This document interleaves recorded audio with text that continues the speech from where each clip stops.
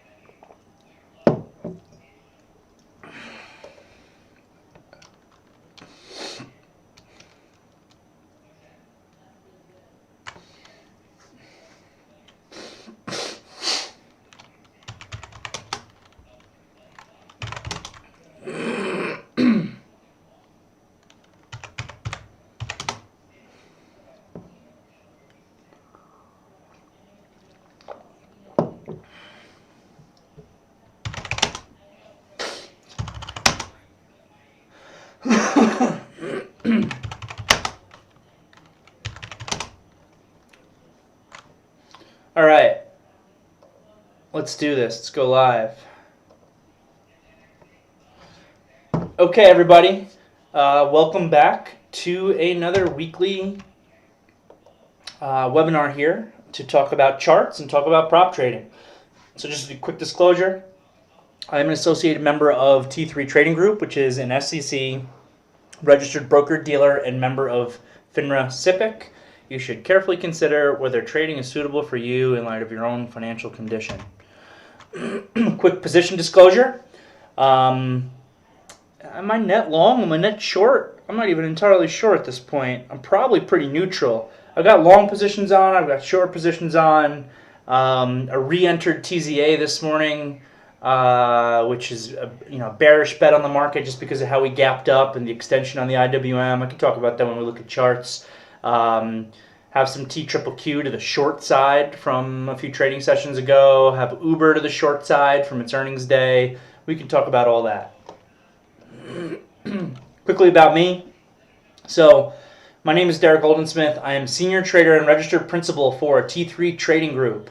I've been trading with T3 Trading Group since 2011. I was with T3 Capital before that. I've mentored well over 100 professional traders for the firm.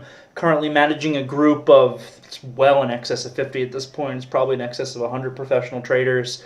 And I've been with T3, so just because we're there just about, I might as well say. So first it was T3 Capital, it changed to T3 Trading Group in 2011. If you include my time with T3 Capital as well, I am approaching my 10th anniversary at the firm in about a week. So maybe I should hold off till next week's webinar to celebrate with you guys. But basically, I've been with T3 in one form or another for 10 years now. And time went fast. It went real fast. And it's helpful that I enjoy what I do.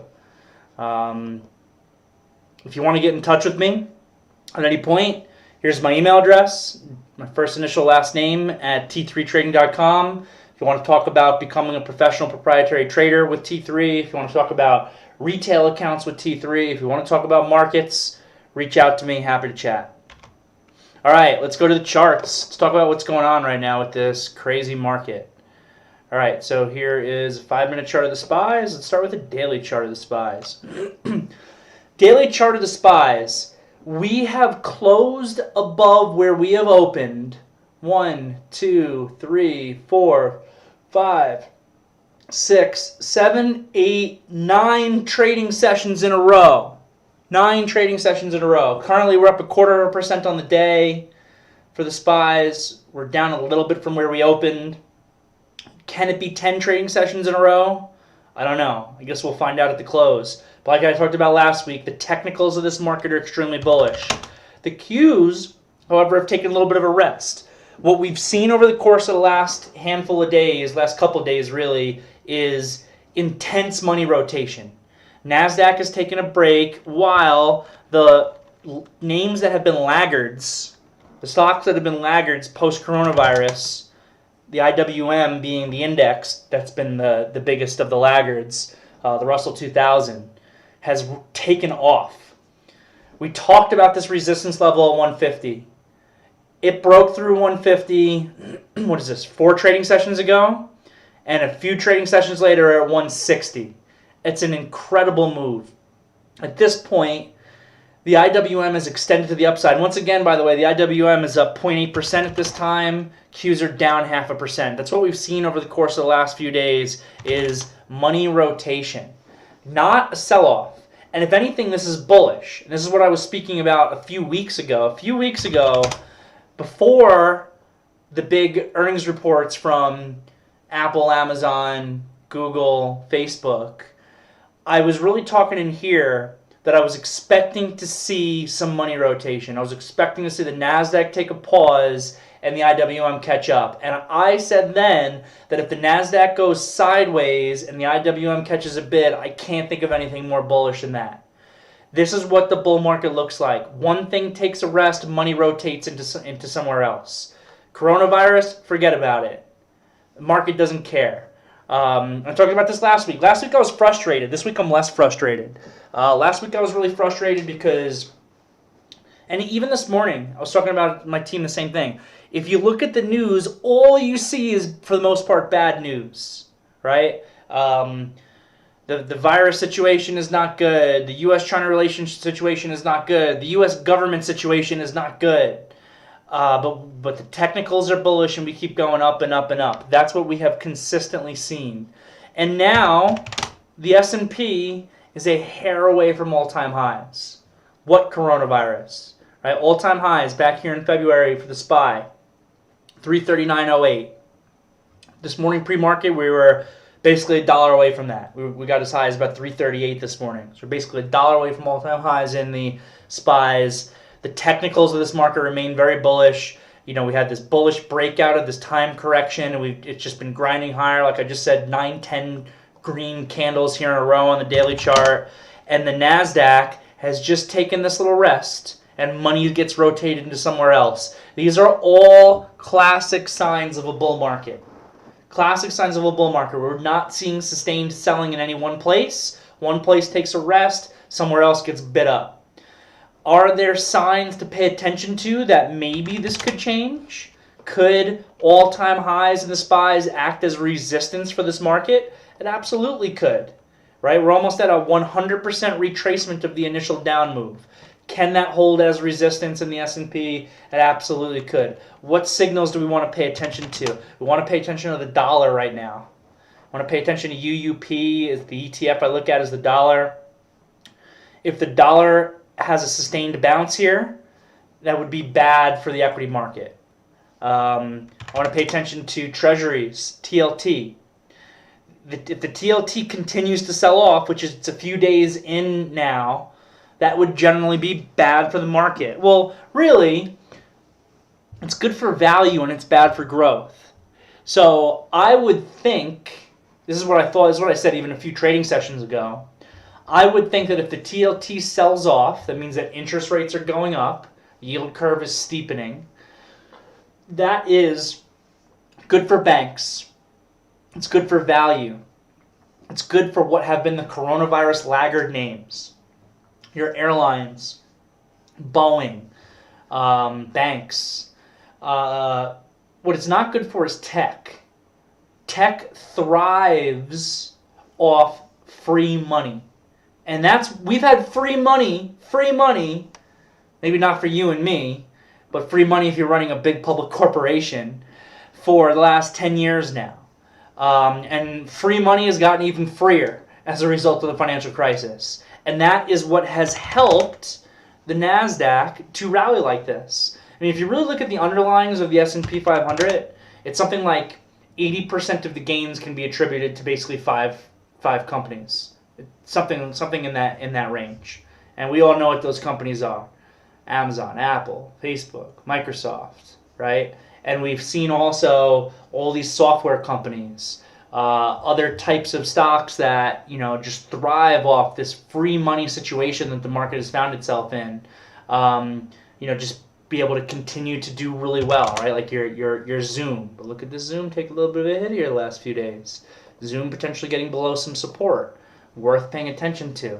And again, TLT, right? Interest rates going up, money is not as free, tech takes a break, but it's good for banks. It's good for value. So I really thought that just because the big tech companies are such a large percentage of the S&P that if I saw the TLT start to sell off, that it would actually cause the SPYs to sell off as well. But it really hasn't been that way. And again, it's just the money rotation theme. It's a bull market. How do you know it's a bull market? Well, first of all, we're at basically all-time highs, and the technicals are bullish. But other clues, the market doesn't care about bad news. I feel like every morning, all I do, I almost don't even want to do research in the mornings anymore. Let me just look at charts. Because every morning, all I do is I read about bad news. I'm reading about the statistics and the numbers on coronavirus with the kids going back to school. They're able to just carry around the virus and transmit it to other people. We've already seen certain schools have to close and reopen since they opened down in Georgia and in Indiana. Kids can't get back to school. The parents can't get back to work. And you would think that that's not good for the economy.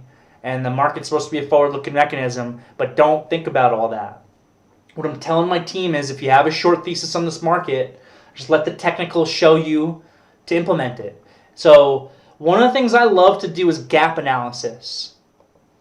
So this morning, this is back to my 5-minute chart, we had a common gap to the upside in a bull market, right? In an uptrending market. So a common gap to the upside, that's this space right here. This is yesterday's close, this is today's open. Common gaps tend to get filled, right? What is a gap fill? A gap fill is when the price action trades through and fills the gap. Oftentimes, gap fills act as general support or resistance areas. So what I'm doing right now is I've got longs on. I'm not super heavy, but I've got longs on in a whole bunch of stocks, right? I've got Twitter, I've got Micron, I've got Lemonade as a recent IPO, I've got General Electric, I've got CHNG, I've got Walmart, I've got Microsoft, I've got INSG, I got some Snap still I got in yesterday, lighting it. So I've got these longs in the market because the technicals are bullish. And what I'm trying to do is, if the market gives me the right signal, put on intraday shorts. And then I'll know to keep those as more than just intraday shorts if we close weak. So, but then I need the appropriate trade that can enable me to put on those intraday shorts. So this morning, as an example, we're having a common gap up. So what does this gap mean to me? It means if you're looking long on this market to be patient. Why? Because gaps tend to get filled. Common gaps, that's what this is, tend to get filled. So if I'm buying stuff right off the open, I might be fighting the market as it pulls back. I don't want to do that. So if you want longs, you want to be patient. And if you want shorts, which, it's hard to even want shorts with what the market looks like, then you can go after those shorts off the open into the gap up, looking for that gap fill, that price correction. And then from there, see what happens. If we roll over further, you're in a great spot. And if it comes back up and it stops you out, we'll put yourself in the position to not lose money on it. So that's basically what I'm doing, right? So, for this morning, I basically came in almost entirely net long. I had some Uber short from earnings, which I can talk about real quick. So here's the earnings day on Uber. I traded after hours that day. I think I initially shorted around 34 or so. Then the next morning, I reshorted at about 33.50 into the initial spike, and I've been pushing it and trading it to the short side since then, just with a simple target of back down to this rough support area of about $30. It actually almost got there this morning. Got a little lucky with some news into the afternoon yesterday with the ruling out in California that they, related to the gig economy versus employees type of thing. That's technically bearish for Uber and Lyft. I personally think that their buyout of Postmates in the long run is a fundamental disaster for the company. Uber just compounds businesses that consistently lose money on top of each other. And how are they able to do it? They're able to do it because money's been free for so long.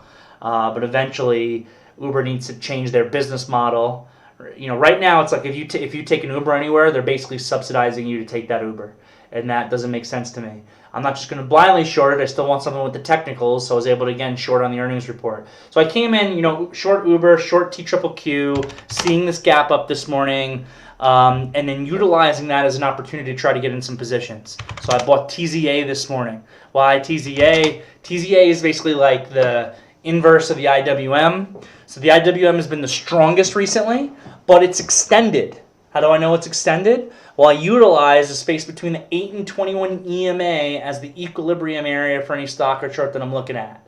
So this morning, IWM gaps up to near this 160. It's had this incredible move, but it's also extended on the daily chart.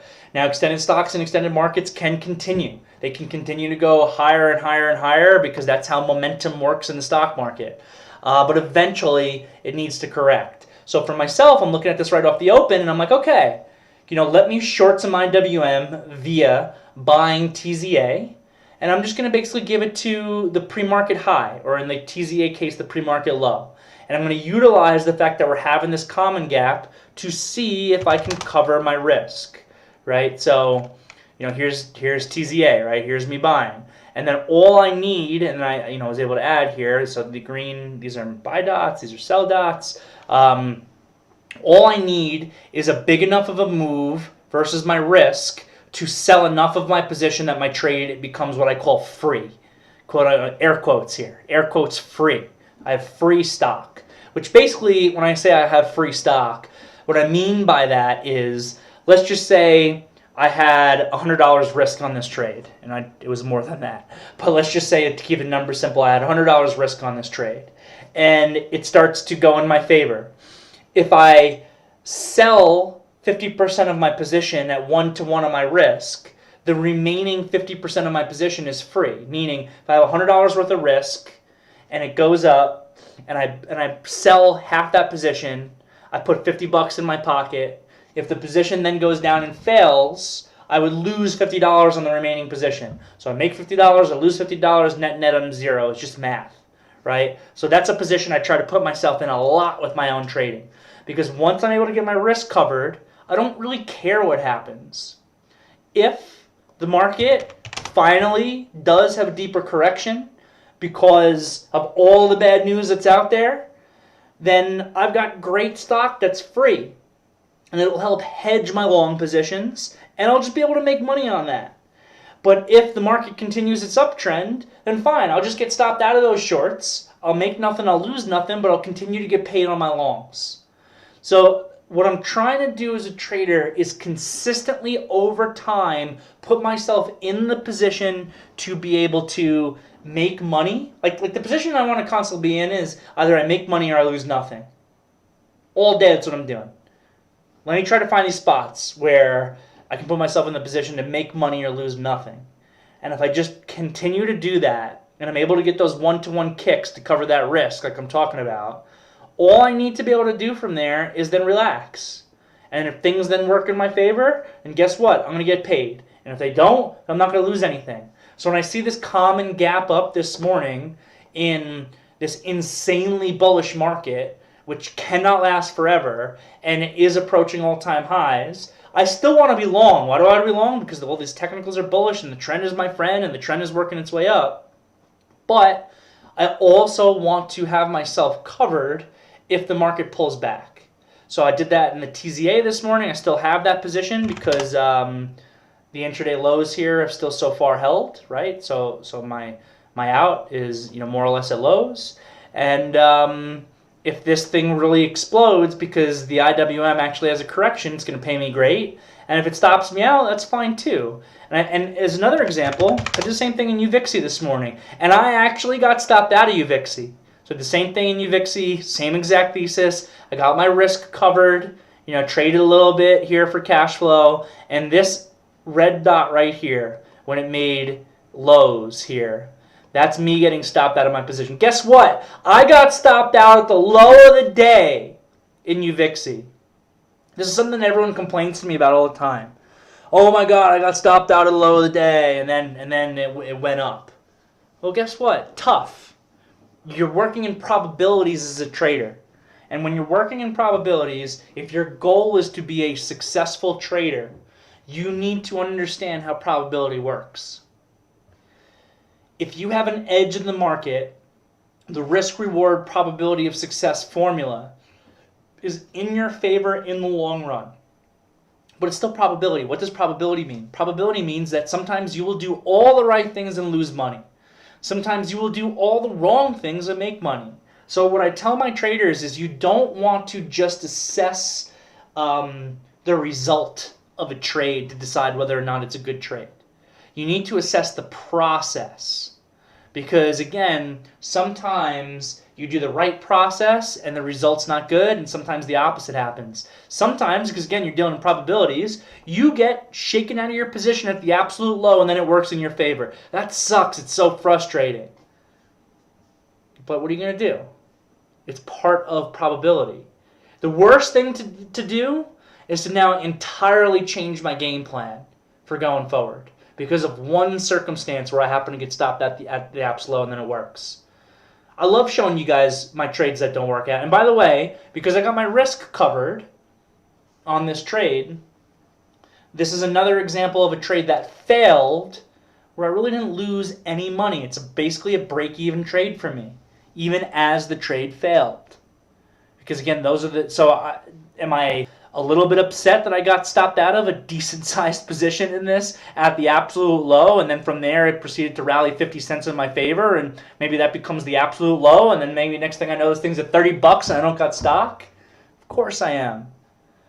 But it's not worth stressing about because this is just the mechanics of the market. It's how markets work. And you need to learn to be okay with that. I know my process here was very sound. And because of that, because I know I did the right things, it just is what it is. I got to move on. So, just a couple things I wanted to basically go over. What I'm trying to do in these weekly sessions is obviously I'm trying to talk about markets, my expectations for markets, and what's going on. But I'm also trying to provide some light into...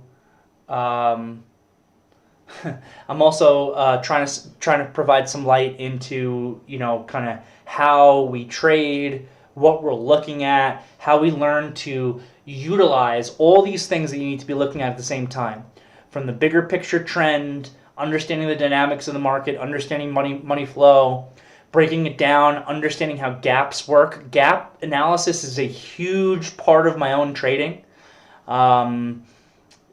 I think that there's a tremendous amount of advantage in understanding how gaps work. Really, at the end of the day, what you're assessing when it comes to gaps is what does this gap up do to the participants who are already in the marketplace for that stock or for that market. And if you can understand how it positions people who are already in the market, you can understand what they're most likely going to do next, right? I think Charlie Munger said that the older he gets, the more he understands that incentives are the root cause of all decision-making process. So basically, if you understand what the gap is doing to the current market participants, you understand what they are incentivized to do next. Well, this type of gap up, what the market participants are incentivized to do is book profit. You're going to tend to see an excess of sellers and a lack of buyers in that gap. I'm sure there's a little wishy-washy volatility here, and we actually broke that opening high, but then bam, that gap fill came in. Usually when the gap fill happens, it's in the first 30 minutes of the day. This was slightly after today. We filled the gap basically at 10:05, and then again, that gap fill area held a support. I said in my VTF room to my team, I was like, guys, we're probably going to bounce here. Let's look for a bounce. Then we got this inside 5 and up from there. Now, I didn't expect that we would bounce all the way back to highs necessarily. I thought that there was a chance that maybe we would just, retrace a percentage of this down move, maybe retrace to here, and then work our way lower. But how do I know that that is not a super high probability scenario? Again, going back to the big picture. So, to really be a successful trader, trading is not just this binary thing where you just see, oh, here is my one trade in this one stock based on this one resistance level. No, it's about coupling that one trade that you see that's based on that resistance level with what the daily chart looks like, what the intraday chart looks like, what the SPY chart looks like, because there's a correlation there. Understanding relative strength and relative weakness, understanding time of day, understanding gap analysis. So what you really need to be able to do to be a successful trader is put all of that stuff together. And that, by the way, is exactly what I harp upon and teach to my professionals that I work with on a day-to-day basis. If you're a professional trader with me, you get access to a training program.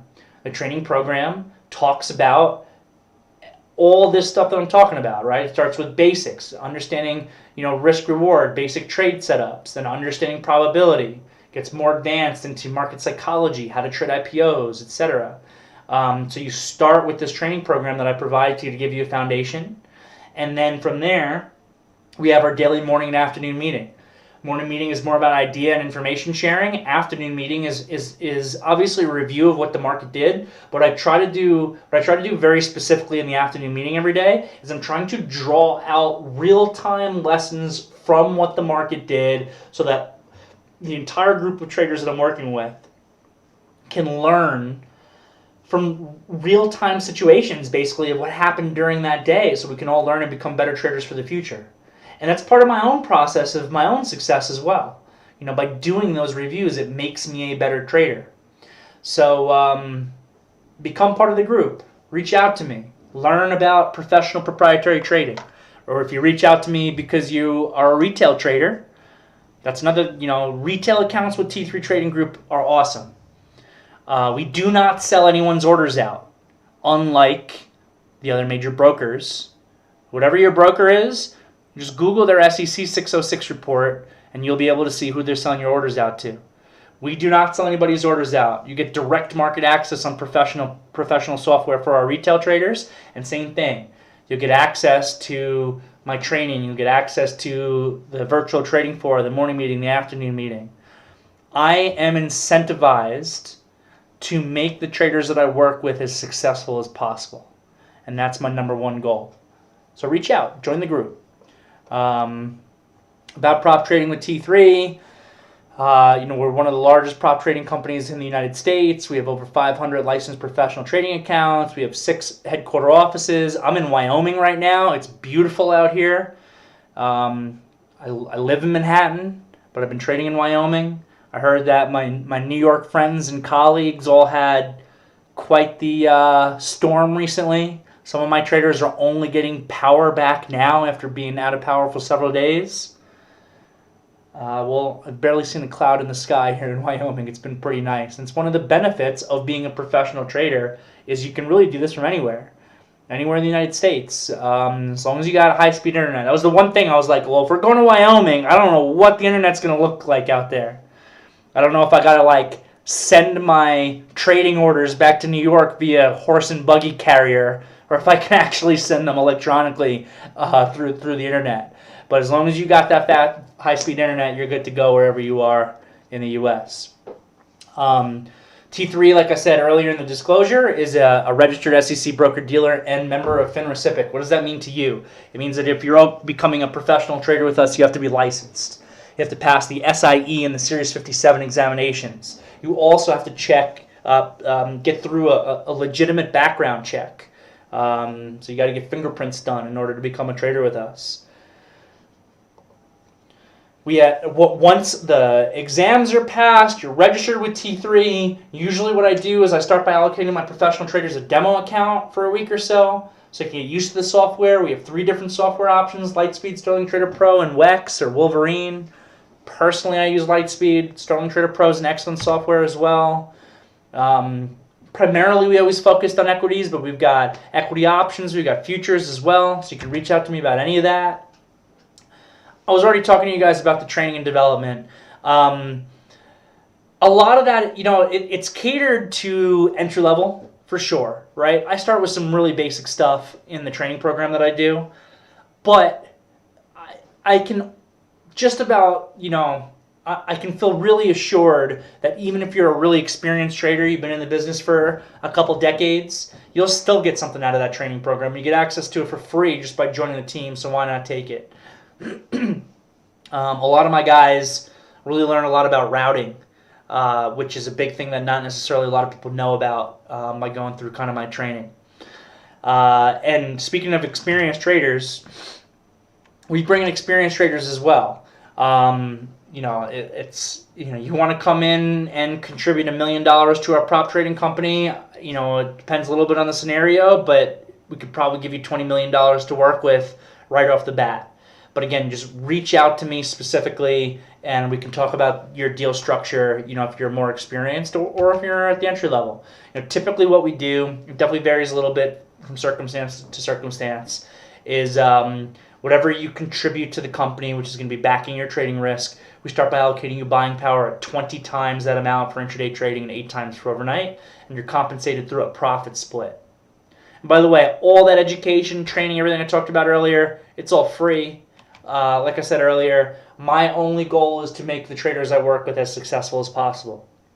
You're going to get my VTF room, you're going to get my training classes, you're going to get Scott Redler's VTF room, you're going to get Scott Redler's all-access newsletter. The Red Dog's been in the business for longer than I have. I've learned a lot from him over the years. He's an awesome trader as well. What's holding you back, right? If you're watching this video right now, you are probably trading or interested in markets in one way or another. So reach out to me. Take it to the next level. And that's basically it. Does anybody have any questions before I jump back to trading? Someone made a comment about the current bull market. Yeah, the screen there almost seems fake how we've been trending up, right? It's definitely pretty wild. But I got a bunch of positions on, and I'm pretty sure I got a bunch of fills on limit orders over the course of this webinar. So I am going to jump back to it, manage those positions, work on making money for myself, and work on contributing to the team of traders that I'm working with. And again, reach out, become part of the team. There's no reason not to. All right, guys. Have a great trading session. For anyone who's out there who's trading, go make some money, and I'll speak to you soon. See you next week.